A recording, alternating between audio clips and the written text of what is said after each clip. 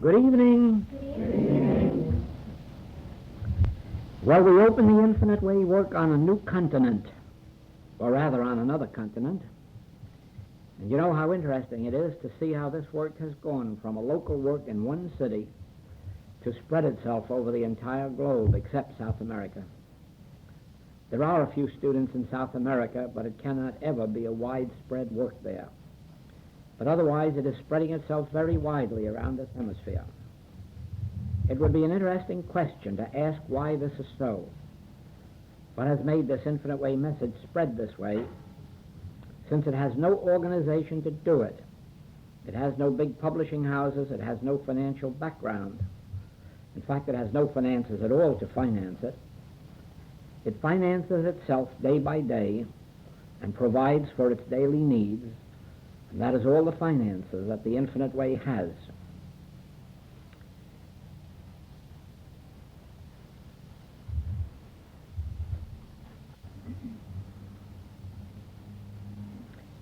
It has no memberships, it has no contributors, it has nobody that owes it any obligation to support it in any way, shape, manner, or form. And yet, without any form of organization, without any form of promotion, advertising, all of this has happened, and so we have the right to say what has brought it about.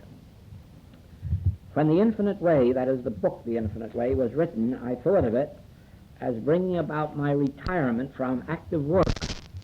I thought, and I actually prepared, to live in a little bungalow in California and to go to an office every day where I was going to do a little healing work, and then go to the desert every Friday afternoon and stay there quietly, coming back perhaps Monday.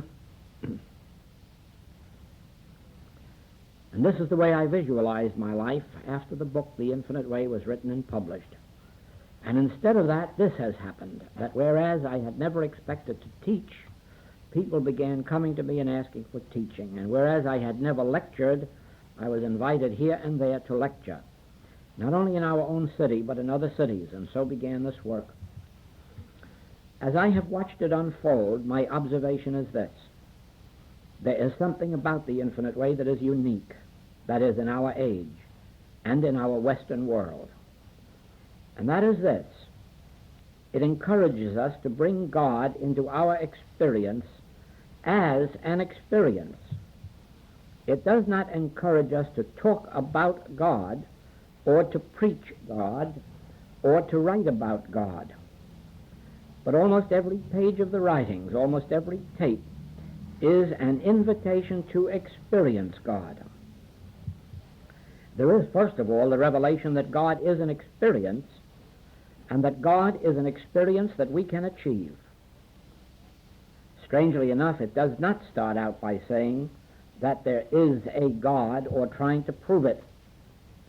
The Infinite Way is really not a message for anybody that doesn't already know that there is a God and isn't already convinced of the availability of God. I think that is one of what you might call its weaknesses, that it doesn't provide for instruction to beginners or people who have to have God proven to them.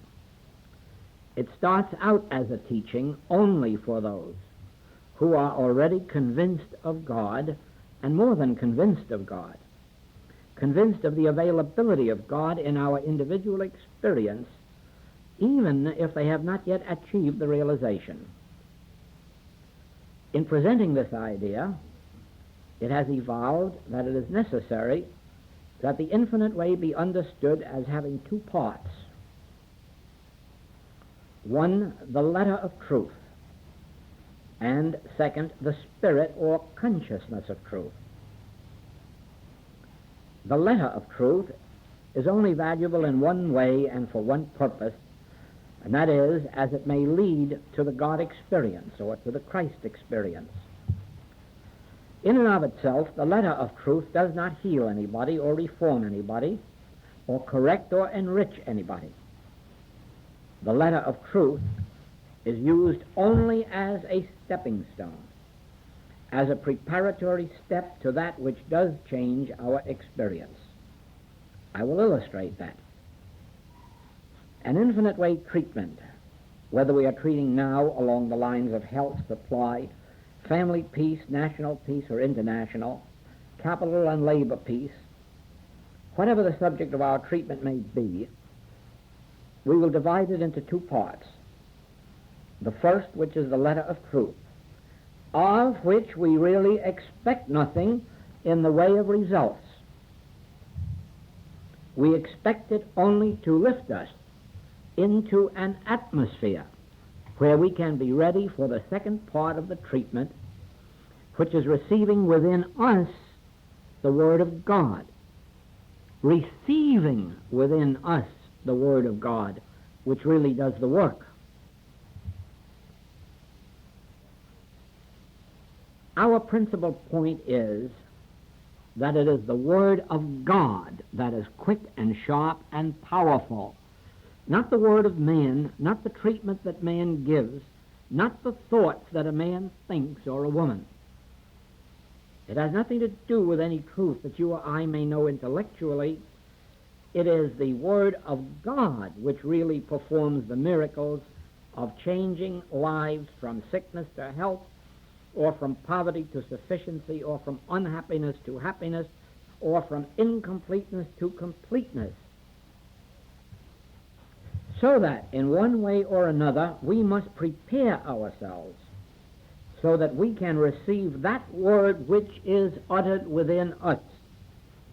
He uttereth his voice, the earth melteth. When we receive an impartation within, which we recognize as the Spirit of God uttering or expressing itself, the Spirit of God declaring itself, the Spirit of God revealing itself, when we receive that within, then we may expect miracles without.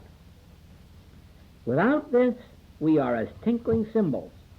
We are clouds without rain. We are just nothingness. So all of the letter of truth will only lead us to a state of receptivity in which we receive the Spirit of God in one way or another.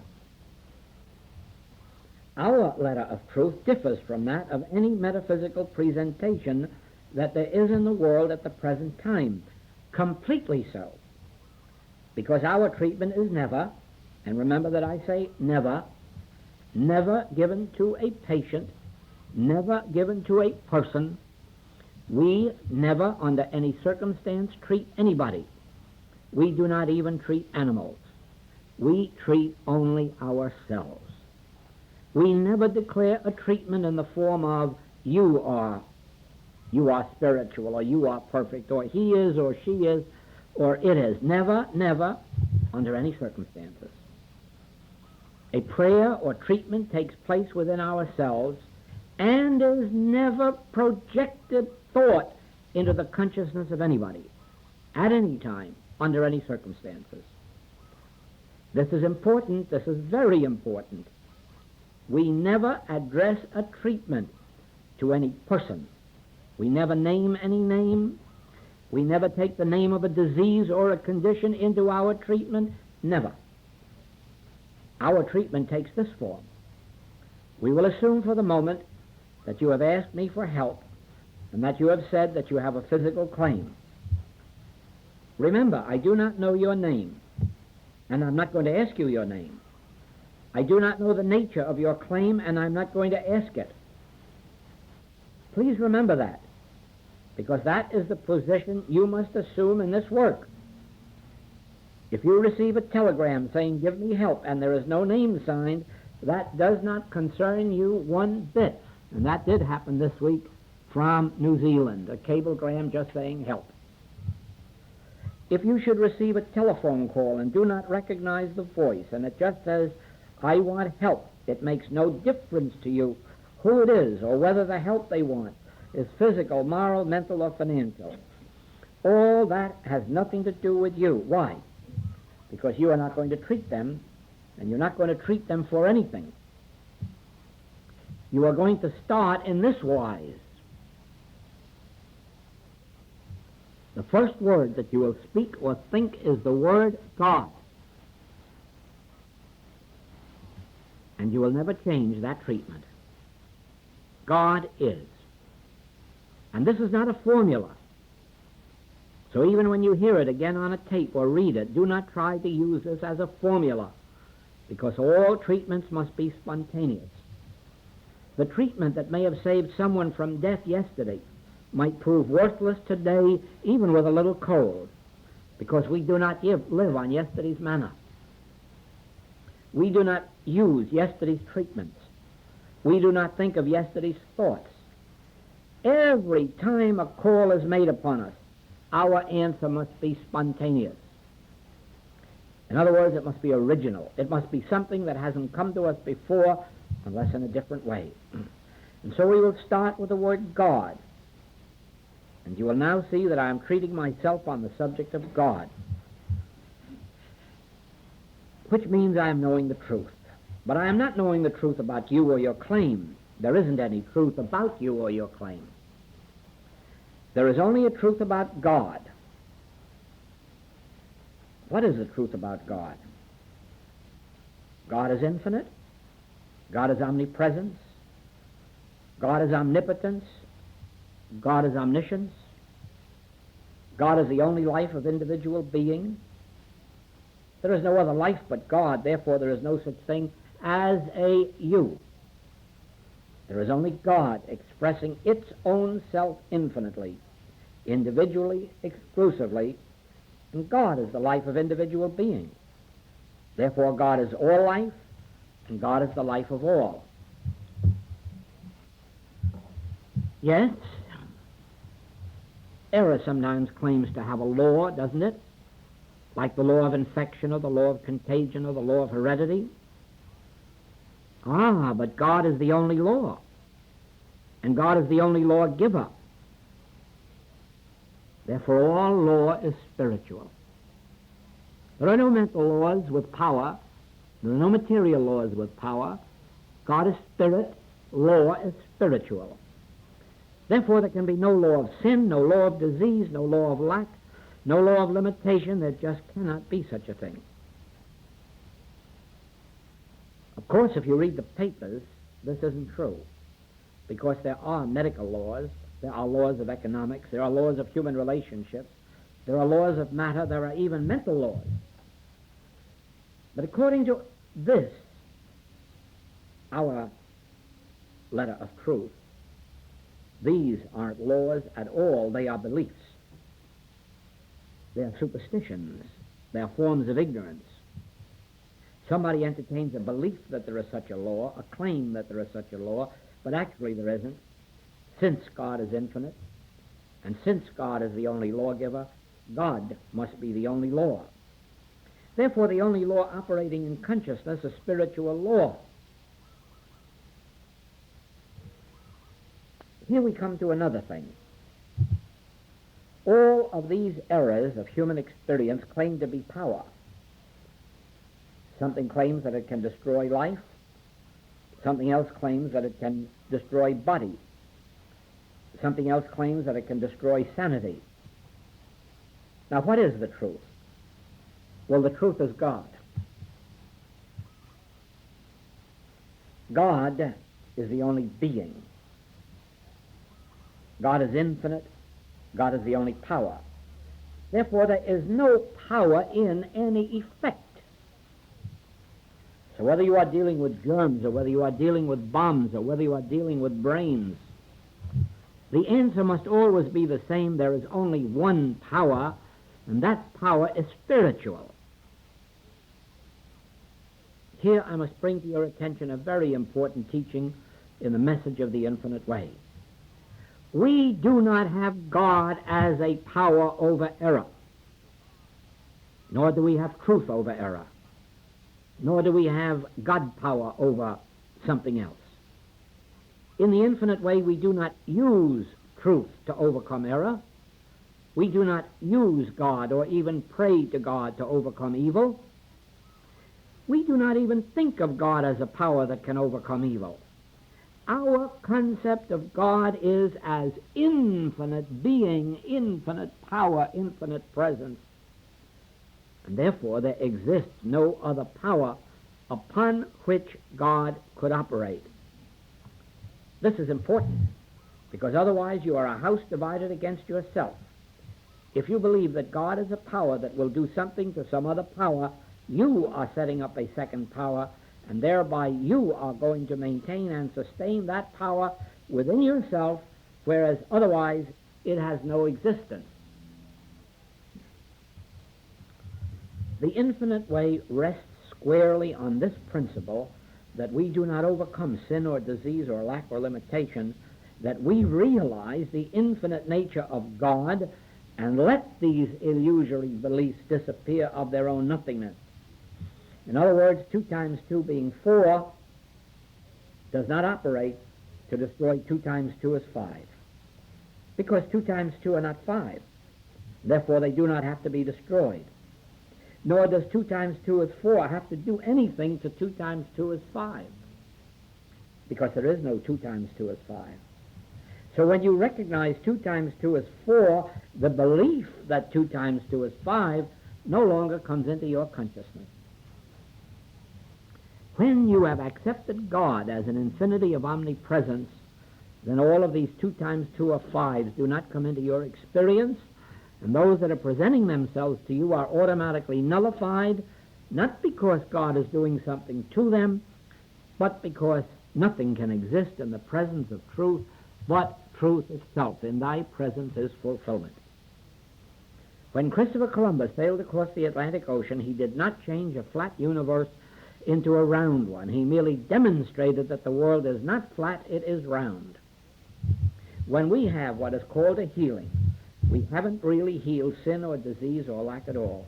We merely proved that it had no existence. Do you see that? That is why we cannot give testimonies. The only time we can ever give a testimony is to show forth a principle that revealed the nothingness of that which appeared in someone's thought as a power or presence apart from God. We can never say the infinite way heals disease or heals sin. We never can say that, because the infinite way is a revelation that disease and sin have no presence, no power, no law. They are just nothingness, the arm of flesh. Therefore, you cannot take credit when they disappear. It is very much like the disciples coming to the Master and saying, even the devils are subject unto us through thy name, and getting a well-merited rebuke. Do not say that. It isn't true. There are no devils subject unto you in my name. The truth is, your names are written in heaven. Just rejoice at that.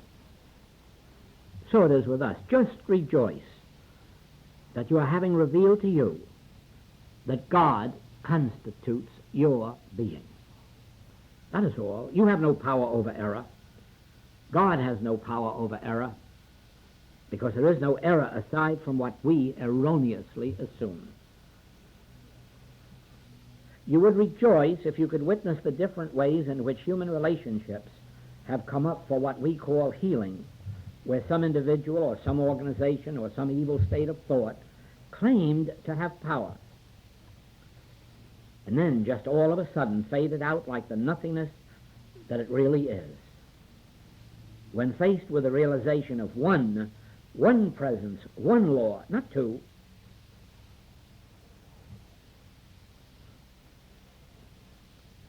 this is a revelation of the infinite nature of God appearing as individual you and me. God constitutes your being and mine. Therefore, there is nothing in or of or about your being except that which is in or about God's being, for there are not 2 beings, but one. God is being me, or God is being you. The life of God is your life. The mind of God is your mind. The soul of God is your soul. The Spirit of God is your spirit. And know ye not, even your body is the temple of the living God? So there could not possibly be an erroneous condition present. There could not possibly be a mortal or material law operating in you or upon you or through you. Watch this. The infinite way tells you that there are no laws operating upon you either for good or for evil. That there are no benefits that can accrue to you from any place. and that there are no discords that can come to you from any place, because one life, one law, and I am that. And it does not come to you, it flows out from you. And right here I'm going to give you a new passage in this lesson.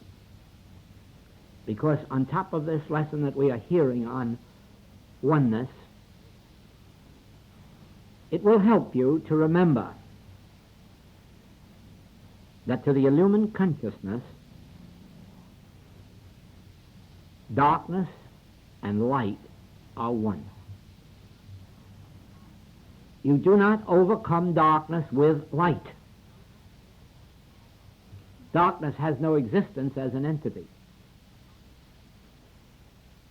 And whereas the unillumined consciousness always must take up the sword against something or somebody, it must resist evil in something or somebody. To the illumined consciousness, according to Scripture, darkness and light are one.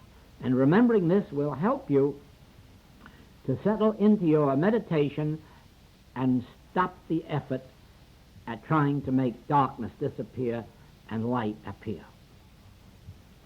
In other words, I am the way, the truth, the life.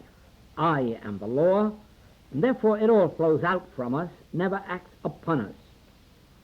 What we are suffering from when we suffer is the universal belief that we are human beings, and that there are good laws which can operate upon us from God, and evil laws which can operate on us from the world, and neither of these things is true. There is no God separate and apart from your own being. I and the Father are one. Thou seest me, thou seest the Father that sent me. Therefore the Father at the center of your being is expressing itself as the harmony of this universe. It is flowing out from you, not flowing to you. You will see how this operates as we come to the subject of supply. I do not have to tell you that there are metaphysical movements all over the world teaching how to demonstrate supply, when demonstrating supply is a fantastic impossibility. Nobody has ever succeeded in doing it yet. That is one reason so much of the New Thought movement has shrunk. That is why it is only, well, at least it is smaller than it was. Because they are still trying to do an impossible thing. They are trying to demonstrate supply, and it cannot be done. No one in all of this world can get supply. It is an impossibility. And those who are trying are just making themselves sick and weary in the attempt. And the reason is this: the earth is the Lord's and the fullness thereof, and the kingdom of God is within you. Therefore, all the supply in this world is within you, and it has to flow out from you. It cannot come to you. You have to open out a way for the imprisoned splendor to escape, rather than to make entry for some supply that somebody says is out here. Communism is based on the belief that there is so much supply in all of this world, and there are so many people who have to divide it up. But not spiritual truth. Spiritual truth says that we multiply supply as we need it. We can have an infinity of it if we will follow the formula laid down by spiritual teaching. And the formula is this: what have you in your house? You say, me? Oh, I was going to get it somewhere else. I was going to demonstrate it from somewhere. No. The Hebrew master says, what have you in your house? Oh, a few drops of oil. Well, that is enough. Begin pouring. Then you see what happens? The cruse of oil never runs dry. The Master, Christ Jesus, follows the same formula. They say to him, the multitudes are waiting to be fed, and he says, what have you? A few loaves and fishes. Well, then begin. Begin to break. Break them up and divide them. Let them flow out. And he never stopped breaking until all were fed, and there were 12 baskets full left over. If you want to demonstrate supply, you have got to begin with what have I in the house. And then you have got to begin to share it. It may be dollars, it may be pounds, it may be shillings. But it may not be. There was Mr. Rickenbacker who was out in the middle of the Pacific and who had a great big checkbook with him, but it was no good to him. They didn't have any banks out in the middle of the Pacific to cash them. They had no supermarkets either. So he couldn't begin to give out money. He had to give out something else. And what did he give out? He just sat there realizing, I and the Father are one. All that the Father hath is mine. And as he expressed that truth, the supply began to unfold in the form of rain from a cloudless sky and birds sitting on its head to be eaten, and every day fish jumped up out of the water for 3 weeks. Every day fresh fish jumped up out of the water into the boat to be eaten. That was because he did not try to demonstrate supply. He sat quietly with his arms folded, and like Burroughs in his poem, and my own shall come to me. Omnipresence. Do you see that? The omnipresence of good. The earth is the Lord's, and the fullness thereof, and it is omnipresence, where I am, not something to be added to us, but the recognition of omnipresence. So it is with us. You cannot demonstrate health. Health cannot come to you, not even from God. Health is already established within your own consciousness, and all you can do is express it. It is very much like this. Let us say integrity. Where would you go to get integrity? Could you go any place to get it? Could you borrow some of your neighbors? No, integrity is a quality which you have, and you have it infinitely. Even if at any given moment you may not be expressing it all, you do realize that you have it. And at any moment you can express the fullness of integrity without going out and borrowing any from your neighbor. As a matter of fact, you know the utter impossibility of getting integrity anywhere but within your own self. And how about benevolence? You have that within your own self. It is up to you and to me to express it. But we have it. We have loyalty. You cannot go out and get loyalty any place. Loyalty is a quality within you. It is up to you whether or not you are expressing it in its fullness. But there is no use in crying or in sitting down and saying, oh God, send me some more loyalty or integrity or fidelity or charitableness. You are not going to get them. You already have them, and you have got to bring them into expression. Health is just as spiritual as integrity, fidelity, or loyalty, or charitableness. Supply is just as spiritual as any of those. Therefore, they already exist within your own being. What I am trying to tell you is this. Since God constitutes your being, infinity is the measure of your being. You already possess infinity. Son, thou art ever with me, and all that I have is thine. Isn't that a good formula? Isn't that a good treatment? Son, thou art ever with me, and all that I have is thine. What other truth do we need beyond that? Just the constant living in that remembrance. All that the Father hath is mine. And that means all of the integrity, all of the fidelity and charitableness and forgiveness, all of the love, all of the supply, all of the grace of God, all of this. Why is this true? Because I and the Father are one. Son, thou art ever with me. Do you see, I of my own self have nothing and am nothing? But by virtue of my sonship, I am all. By God's grace, I can heal the multitudes, feed the multitudes, supply the multitudes, teach the multitudes. I can meet any demand that is made upon me. Why? By the grace of God, which is the measure of my capacity. I have no capacity less than God. I may not be able to demonstrate all that at any given moment, but I have it, and it is to be demonstrated in proportion as I am willing to pour the one drop of oil that I have at this moment, or the one drop of understanding. So you will see that you really could start to practice healing work today or tomorrow. because you will never be any better prepared 1,000 years from now than you are now. All you have to do is take whatever grain of truth you have learned tonight and keep on putting it into practice, and watch how it multiplies itself as you use it.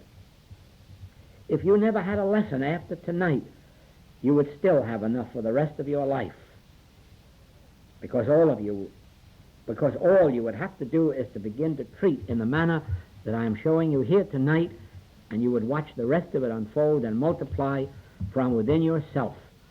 This lesson was given in 1956, and I say to you now in 1963 that it is just as true now. This would go on and on and on, and you would find that this treatment is an endless one. And it could go on for 100 years, and every day be fresh, and every day be able to meet any demand made upon you. But you would have to use this that I'm giving you tonight as your starter, and from that basis let the rest unfold from within you. Start with the word God. Realize God as infinity. But if God is infinity, then remember God is infinite good, and so we have no evil. You cannot have an infinity of good and some evil too. Therefore you cannot use God or truth to overcome anything, to destroy anything, or rise above anything. You can only know the truth. You can only abide in the realization of God's infinite nature as your individual being now. Never make the mistake of declaring all this truth about God without realizing simultaneously that it is the truth about you, because God and I are one. As you treat along this line of recognizing God to be infinite omnipresence, God to be the only being, God to be the only law, God to be the only life, God to be the only substance, God to be the only cause, God to be the only effect, you will gradually find something beginning to well up in you, and the first thing would come to you is, my heavens, that's complete. And then you would find that the first half of your treatment is over, and you have prepared yourself for the second half. And incidentally, haven't you forgotten all about your patient and their claim by now? I'm sure you haven't thought of that for the last 10 minutes. And yet all of the time you've been treating. Now the second half of your treatment. There are no words and there are no thoughts. And for the second half of your treatment you take the attitude of the boy Samuel, speak, Lord, thy servant heareth. I will listen for thy voice, from Mrs. Eddy's hymn. It doesn't make any difference in which way you approach God as a state of receptivity, as much as to say, here I am, Lord, reveal thyself, speak to me. Or in the words of Jesus, I can of my own self do nothing, the Father within me doeth the works. All right, here I am, Father. And you maintain that listening attitude for as many minutes as you can without mental strain. 2, 3, 4, 5. And whether or not this happens the first time, it will eventually happen that you will receive an answering response within you that will give you the assurance that God is on the field. It may come in the form of a deep breath, it may come in the form of an inner feeling of release or an inner feeling of peace, but there will be an inner assurance that all is well. And then your treatment is through. The first half has been to lift you up to the place where you could be receptive to the voice of God, to the presence, the power of God. And then in those few moments of silence, that presence will announce itself to you, and the treatment is complete. You might want to know if in every case the patient is instantaneously healed.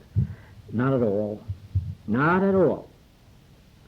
In some cases you may have to give a second or a 30-second treatment.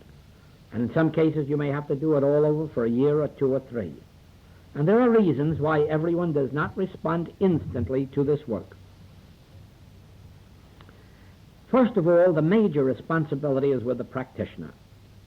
That is, the practitioner must rise high enough to be receptive to this voice of God, this presence of God, and actually be the outlet, the instrument, through which the presence of God can flow.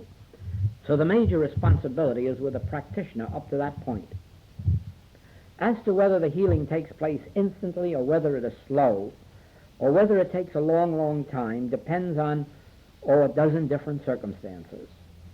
Number one, Most of those who come to us for spiritual healing do not really want spiritual healing. What they want is a physical healing through the Spirit. And they are not a bit interested in the Spirit itself.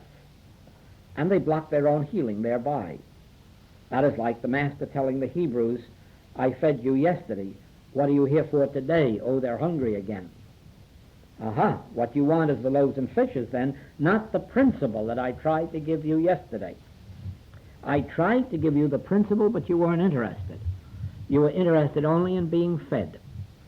So you'll find that most of the people who come to us, especially when they first come to us, have no idea of really wanting God. They might say so. They might even believe it, but it isn't true. The minute they get their healing, they're running off to their bridge game or their dancing or whatever it may be. And God goes all the way back into their memory until the next sickness comes around. And then we run and get the book out again or call the practitioner again, and then God goes right back again upon the bookshelf. Most people are using God for some personal reason or attempting to, and God just does not respond that way. It doesn't happen that way. God is a jealous God. And you'll find that where your best healings take place, and the quickest, are really where individuals finally do come to the realization, well, I guess I want God more than I want the healing. Then you find that healings take place rapidly. The very desire for a healing blocks the healing, because the desire for a healing is a declaration that, God, something has gone wrong with you, and you have let me get sick, and now I'm coming to you to have you patch up your work. And you see, there is no truth in that state of thought at all. Actually, there is no such thing as sin or disease in any of us, not a trace of it, or on anybody else on the globe, regardless of appearances. And when we realize that, these appearances have a way of disappearing. But it is while we are holding in thought that we have someone who needs correcting or improving. Have you never heard the practitioner say, now you must be more loving, or you must read so many more pages of the book every day, or you must do that, or you must do that, all predicated on the belief that there is something to be done to somebody? Or, oh, if you were only more grateful, oh, if you were only more, well, it has got nothing to do with that at all. Healing is not dependent on something except the realization that there is nothing and nobody to be healed. Since there is only one being, and that being is God, there is no you. There is no you in the way that you are thinking of yourself. There is no you, there is no he, there is no she. There is only God infinitely multiplied on the face of the earth. There is only God infinitely expressing itself as you and as me. As long as you and I want to hold a belief about each other as being human, as being old or young, or as having these virtues or these vices, just so long will error perpetuate itself in our experience and in the experience of our patients and students. It is only in proportion as the teacher can sit here or stand on the platform and realize God as individual being that the healings take place. But once the practitioner looks out and says, oh, but you're not loving, or you're not grateful, or you're too sensual, or you haven't attended church, or you haven't read enough, there is no healing in that consciousness. Do you see that? To the practitioner there must be no you. Then as the practitioner stands fast in the realization there is only God, there is only the law of God in operation, there is only the life of God in being, there is only the substance of God made manifest, then the patient or student, if they are receptive and responsive, will have a change of consciousness. Then the change of consciousness that they have appears as outward healing. And that is why we sometimes fail. We are trying to bring about a physical change, or the patient is. As long as we are doing that, we are not spiritual healers. We are just materia medica at a different level. Instead of using medicines, we are using mind, or trying to use God. But it is still just trying to be materia medica. But spiritual healing is based on the realization of God as individual being. Son, thou art ever with me, and all that I have is thine. And here, please remember, when the Master says, I forgive thee, or thy sins are forgiven thee, but go and sin no more, he is saying to us that consciousness must externalize itself. And so even though in our desire for healing we have temporarily purified ourselves, turned to the Christ to let it purify us, yet if we go right back to our material way of thinking, or if we go back to our old habits of thought, remember we're going back to the old externalization. It is for this reason that in working with our patients and students, we must always keep uppermost in mind that without a change of consciousness, there is no change of body. Without a change of consciousness, there is no change of pocketbook. Without a change of consciousness, there is no change of morals. In our lives, physical, mental, moral, and financial, we are externalizing our own state of consciousness. And if our consciousness should be improved by our studies and meditations, the outer experience of life must be the exact reflection or expression of our higher state of consciousness. As we realize this truth about ourselves and about others, we are loving our neighbor as ourselves. But you have to start with the infinite nature of individual being. You cannot start with a human being that has to be patched up, either with supply or with health, or with morals. You must start in your own thought with the realization that God constitutes individual he, she, and it. And this is equally true, remember, of the animal world and the vegetable world and the mineral world. God constitutes the life of the flowers in the garden. God constitutes the life of the vegetables and the fruits. God constitutes the life of the cats and the dogs and the mice and the lions and the bears and the tigers. And when we realize this, we are maintaining, ye shall know the truth, and the truth shall make you free. And there is the only truth there is. God is the only truth. God is infinite, therefore God is the truth about you, and God is the truth about me. You have no capacity separate and apart from God, therefore your capacity is infinite. Jesus said, why callest thou me good? There is but one good, the Father in heaven. Therefore you cannot even claim good qualities. You cannot even claim that you are spiritual. You cannot even claim that you are benevolent. You cannot even claim that you are virtuous. That is all nonsense. God alone is this, and God expresses these qualities as individual, you and me, and every individual on the face of the globe, including all of the men in prison. They too have this fullness of God's virtue. They're not expressing it at any given moment, but they will express it in proportion as you recognize it in them as omnipresence. They cannot be reformed by ministers, priests, or rabbis. Why? Because the minister, priest, and rabbi goes there and says, you are a sinner and I'm going to make you good. He isn't going to do any such thing, and that is why he can't succeed. That is why we need more prisons every year, because they cannot succeed in taking a sinner and in making him better than he is. But we can succeed, and we do succeed. But we do it by recognizing that God constitutes this being. And you see what happens? I suppose I should use the word love here.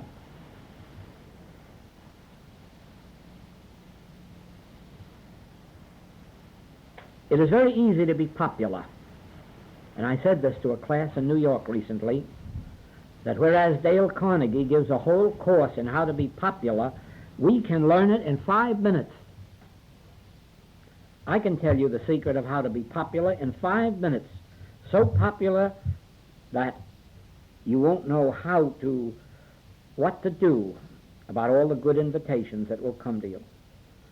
And the way is this, only never swerve from it. God constitutes the life and soul of individual beings. And so wherever you go, wherever you move, whether you are shopping or marketing or in business, or wherever you are, no matter who you look at, just realize God constitutes you. You will be surprised how quickly that somebody will look up at you and love you. And the next thing you know, they'll be inviting you out. And you will know how it happened. It is because they can feel what you feel toward them. They can feel that. They can feel when you're criticizing, judging, condemning. Probably they can't read your mind, but they just veer away from you. They just do not have a feeling of liking towards you, because they can sense what is going on, and we can all sense it. So that it doesn't do any good to say this is a good person or this is a sweet person, that they do not feel. But when you begin to behold them spiritually, when you begin to realize the spiritual nature of their being, that is when they look up and begin to be attracted to you. And please remember that you never have to voice one single word of this or let anyone know what you're doing or thinking. What God seeth in secret is rewarded openly. We had a noon group once in Portland, Oregon, and we performed a 5-day experiment there. This was a group of business people who came in at 5 minutes past 12 every day, and we had a 15-minute period at this Truth Center. I was giving classes there, and so the leader had asked me to inaugurate this for business people so that they could continue it afterwards, and we did. And in working out our program, it came to me in this wise, to say to these business people, let us use these 5 days that are at our disposal for an experiment. I will tell you what truth is true. I will tell you of an experiment that you can try and see what happens with it. And begin the very minute that you leave this room. In other words, the minute you go out of that elevator, begin it right there, and then keep on through this week. As you leave this room, remember this. God sits behind the eyes of every individual in the world. Christ is enthroned in the heart and soul of every individual. Therefore, wherever you go, whoever you meet, look them right in the eye and remember to yourself, just think, Christ sits enthroned. Christ is the reality of that being. Divine sonship is their relationship with God. And let us see what happens during this week. Well, I will tell you one of the first things that happened. Whereas we had been having this Truth Center in this building for several years, and neither the superintendent of the building nor the operator of the elevator ever came to a meeting, that night both were there. They took turns coming in and going out. And from that time on, they have never missed a meeting there. They always take turns coming in while the work is going on. They responded instantly. Then others reported that salespeople in stores came up to them and told them of special bargains that there were on that day. Or somebody came over to them and waited on them almost out of turn, it would seem. Anyhow, we had a whole series of experiences that took place there that showed that people responded to the truth. They responded to the truth that you knew about them, but it had to be a spiritual truth, not a human truth. And so it is, the way to be popular is to absolutely live in the realization that Christ is man's true identity. And then every time you see an individual, know that truth about them, even if you have to look them right in the eye to do it or look just behind their ear. But in some way, realize specifically, here is the Christ child. Here is the Son of God. Here is God enthroned in human consciousness, and you watch the miracle. Imagine what this would do for salespeople in any line of work. And this is the secret of healing work. The secret of healing work is realizing God, that is all. Realizing God. Realizing that God constitutes our being. Realizing that God is the only law unto our being. Realizing that God is the only life, the only soul, the only spirit, realizing that we have no qualities or quantities except that which is of God. God is the infinity of our capacity. And, please remember, to the illumined consciousness, darkness and light is one.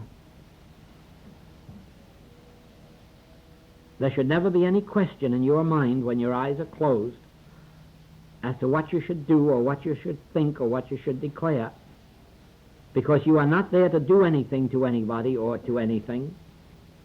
The function that you are performing is to know that to the illumined consciousness, darkness and light is one. And stop resisting evil. Put up thy sword. I said last night that probably only Jesus Christ was able to show forth the fullness of this measure of God's infinity. But all of us can show it forth in some measure. And the measure is determined by our own devotion. How much of our day are we willing to consciously know this truth about God and God's infinite individuality? How much of the day are we willing to keep our thoughts stayed on God? How much of the day are we willing to acknowledge Him in all our ways? How much of the day are we willing to put up our sword? How much of the day are we willing to pause for a moment to realize that God is and we don't need any more of God than we already have? That is what really constitutes the measure of our capacity. The more we pour, the more we'll pour through. But the moment we stop pouring, we dam up that which must flow out from us. Always remember this: no good can come to you, not even from God. Since I and the Father are one, all good must flow out from you. You can really take that poem of Browning's as a treatment. We must open out a way for the imprisoned splendor to escape. Whatever it is we think we need, that we must open out a way for it to escape from within us. That is why there are people who, when they sometimes feel a sense of lack, will go out and spend a little more than they can afford, just to break the mesmeric sense of lack. And that actually is the spiritual principle. Cast your bread upon the waters. Break this mesmeric sense which says that you are limited, that says you are finite. And there is no way to break that sense except by letting something flow out from you. I knew a practitioner in New York one time who every time there was a tightening up of her finances would go out and buy a new hat. And I'm sure the milliners would love to have engaged her for advertising purposes. It doesn't always have to be money. In the 25th chapter of Matthew, the Master reminds us that when I was sick, ye visited me, comforted me. When I was in prison, ye visited me. When I was naked, ye clothed me. When I was hungry, ye fed me. O Master, when saw we thee in prison and visited thee? When saw we thee sick and comforted thee? When saw we thee naked and clothed thee? When saw we thee and hungered and fed thee? Inasmuch as ye have done it unto the least of these, my brethren, ye have done it unto me. And so it is that sometimes, in order to break the mesmeric sense of lack, we have to let some form of service flow out from us. Some form of, well, sometimes it may be forgiving. Other times it may be praying for our enemies. You know that the Master really said that it profiteth you nothing to pray for your friends, that you must pray for your enemies in order to be disciples. You would be surprised that that praying for the enemy often breaks the most stubborn claim. And you can see how that would work. You have witnessed these wars. You have watched these chaplains go off praying for the boys on our side. And then you have seen the statistics when they came back. And the statistics were about the same as the boys on the other side. And they also had chaplains praying for them. And that is all nonsense. Utter nonsense. It is as much as if we were saying to God, God, will you take care of my boys? I do not care what happens to the boys on the other side, just so long as you are taking care of my boys. Oh no, the sooner that we learn that praying for our enemy sets us free, the better it will be for all of us.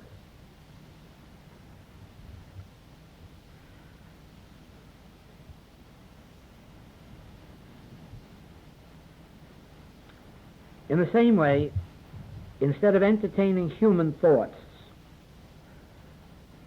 like, well, these people deserve this or these people deserve that,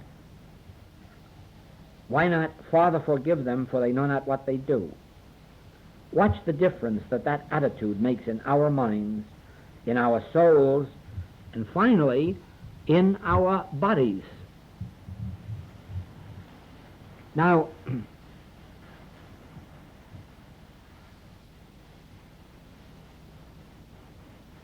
if you will remember always that at the first